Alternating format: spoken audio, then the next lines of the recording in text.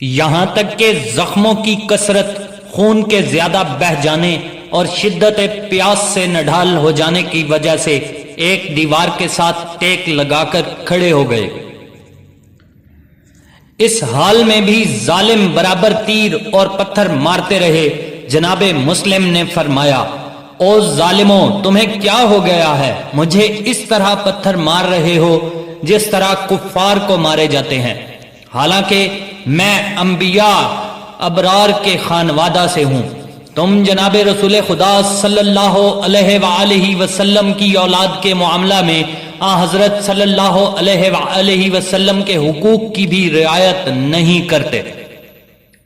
اسی حالت میں ایک ظالم نے عقب سے چھپ کر ایک ایسا نیزہ مارا کہ جناب زمین پر گر پڑے، اور دوسرے ملائین نے آگے بڑھ کر جناب کو گرفتار کر لیا۔ جب جناب مسلم زخموں سے چور چور ہو کر دیوار سے ٹیک لگا کر کھڑے ہوئے تو اس وقت پھر ابن اشعث نے امان کی پیشکش کی، اور سوائے عبید اللہ بن عباس سلمی کے ابن اشعث کے ساتھ دوسرے ساتھیوں نے بھی وعدہ امان کی توثیق کی۔ جناب مسلم نے فرمایا، کیا میں واقعی امان میں ہوں؟ سوائے ابن عباس سلمی کے باقی سب نے کہا، ہاں آپ امان میں ہیں۔ تب جناب مسلم نے فرمایا، باخدا اگر تمہارا وعدہ امان نہ ہوتا تو میں ہرگز اپنے آپ کو تمہارے سپرد نہ کرتا۔ جناب نے تلوار نیام میں ڈال کر گلے میں لٹکا لی۔ اس کے بعد ان کے لیے سواری لائی گئی، اس پر ان کو سوار کر کے دارالامارہ کی طرف لے چلے۔ ظالموں نے آگے بڑھ کر جناب سے تلوار چھین لی۔ آپ نے فرمایا، یہ تمہارا پہلا دھوکہ ہے۔ ابن اشعث نے کہا، مجھے امید ہے آپ کو کوئی گزند نہیں پہنچے گا۔ جناب نے فرمایا، اچھا اب صرف امید ہی ہے، وہ تمہارا وعدہ امان کیا ہوا؟ پھر کلمہ استرجا ان للہ و انا الیہ راجعون زبان پر جاری فرمایا اور پھر رو پڑے۔ عبید اللہ بن عباس سلمی نے کہا، تم جیسا شخص جو ایسے عظیم کام کے لیے کھڑا ہو، جب ایسے حالات درپیش ہوں تو اسے رونا نہیں چاہیے۔ جناب مسلم نے فرمایا، باخدا میں اپنی جان کے لیے نہیں رو رہا اور نہ ہی قتل سے خائف ہوں، میں تو اپنے ان اہل و عیال کے لیے جو ادھر آ رہے ہیں اور حسین اور آل حسین علیہ السلام کے لیے رو رہا ہوں۔ پھر محمد بن اشعث سے فرمایا، میں جانتا ہوں کہ تم مجھے امان نہیں دلوا سکو گے، تم صرف اتنی بھلائی کر سکتے ہو تو کرو کہ کوئی آدمی بھیج کر امام حسین علیہ السلام کو میری طرف سے پیغام بھجوا دو کہ میں گرفتار کر لیا گیا ہوں اور خیال غالب ہے کہ شام تک قتل ہو جاؤں گا، لہذا میرے آقا کوفہ والوں پر اعتماد کر کے ادھر کا رخ نہ کریں۔ ابن اشعث نے وعدہ کیا کہ میں ضرور ایسا کروں گا۔ بہرکیف جب جناب مسلم دارالامارہ کے دروازے پر پہنچے تو محمد بن اشعث ان کو وہاں ٹھہرا کر خود اجازت لے کر اندر گیا اور جناب مسلم کی گرفتاری اور انہیں امان دینے کا تمام وعدہ کہہ سنایا۔ ابن زیاد نے بگڑ کر کہا، تم امان دینے والے کون ہوتے ہو؟ ہم نے تمہیں اس لیے تو نہیں بھیجا تھا کہ تم ان کو امان دو، بلکہ اس لیے بھیجا تھا کہ ان کو پکڑ کر یہاں لاؤ۔ یہ تلخ جواب سن کر ابن اشعث بالکل خاموش ہو گیا۔ چونکہ جناب مسلم بہت تھکے ہوئے تھے اور پیاس کا غلبہ تھا، دیوار کے ساتھ ٹیک لگا کر بیٹھ گئے۔ دیکھا کہ وہاں ٹھنڈے پانی سے بھری سراہی موجود ہے۔ جناب نے فرمایا، مجھے اس سے کچھ پانی پلا دو۔ اس وقت وہاں اندر جانے کے انتظار میں کچھ لوگ بیٹھے ہوئے تھے، جن میں عمارہ بن عقبہ، عمرو بن حریث، مسلم بن عمرو باہلی اور کثیر بن شہاب تھے۔ مسلم بن عمرو باہلی نے یہ گستاخانہ جواب دیا، نقل کفر کفر نباشد، دیکھتے ہو کیسا ٹھنڈا پانی ہے، لیکن باخدا تم اس کا ایک قطرہ بھی نہیں چکھ سکتے، یہاں تک کہ آتش جہنم میں کھولتا ہوا پانی پیو۔ استغفر اللہ۔ جناب مسلم نے کہا، افسوس ہے تمہارے اوپر، تو کون ہے؟ جب اس ملعون نے اپنا تعارف کرایا تو جناب مسلم نے فرمایا تمہاری ماں تمہارے ماتم میں بیٹھے، تو کتنا درشت، تباہ، کسی القلب اور جفاکار ہے۔ اے فرزند باہلا، تو آتش جہنم میں ہمیشہ رہنے اور اس کا گرم پانی پینے کا زیادہ سزاوار ہے۔ یہ کیفیت دے کر عمرو بن حریث نے اور بروایت عمارہ بن عقبہ نے اپنے غلام کو حکم دیا کہ وہ جناب مسلم کو پانی پلائے۔ چنانچہ وہ پانی کی ایک سراہی اٹھا کر لایا جس پر رومال ڈالا ہوا تھا، پیالہ بھی ہمراہ تھا۔ اس نے پیالہ بھر کر جناب مسلم کی خدمت میں پیش کیا۔ جو ہی آپ نے پینے کا ارادہ فرمایا تو پیالہ آپ کے خون دہن سے رنگین ہو گیا۔ جناب نے وہ پیالہ انڈیل دیا، دوسرا پیالہ پیش کیا گیا۔ جب جناب نے پینا چاہا پھر ایسا ہی ہوا۔ سہ12 کوشش کی تو خون کے ساتھ جناب کے 2 اگلے دانت بھی ٹوٹ کر پیالہ میں گر گئے۔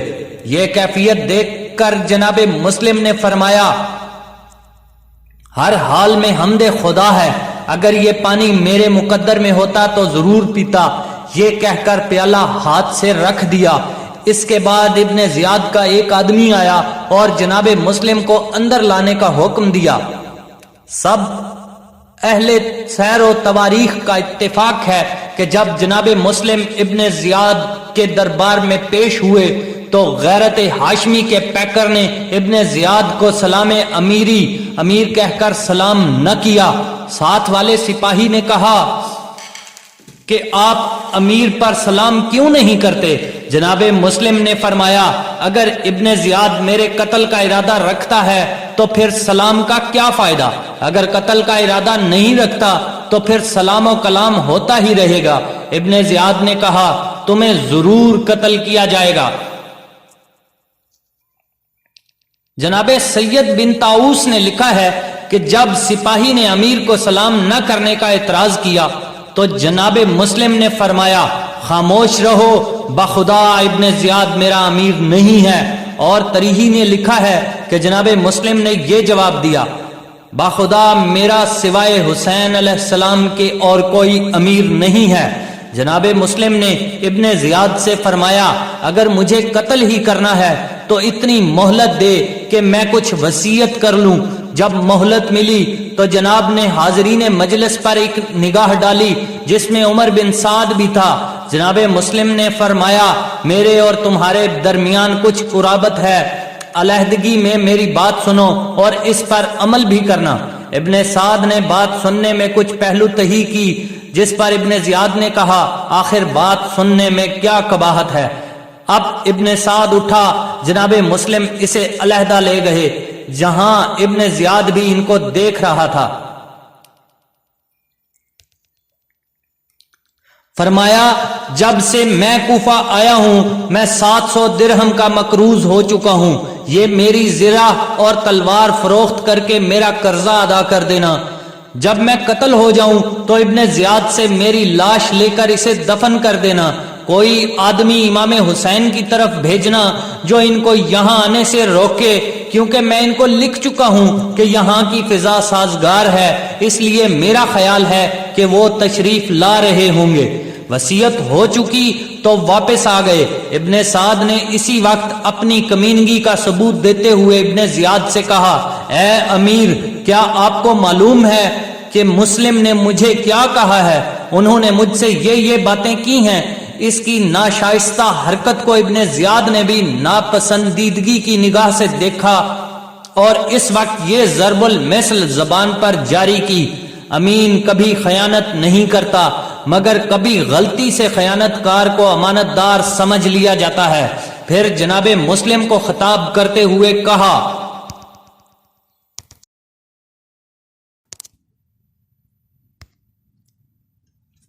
جہاں تک تمہارے مال کا تعلق ہے ہمیں اس سے کوئی سروکار نہیں، آپ جہاں چاہیں اسے صرف کریں۔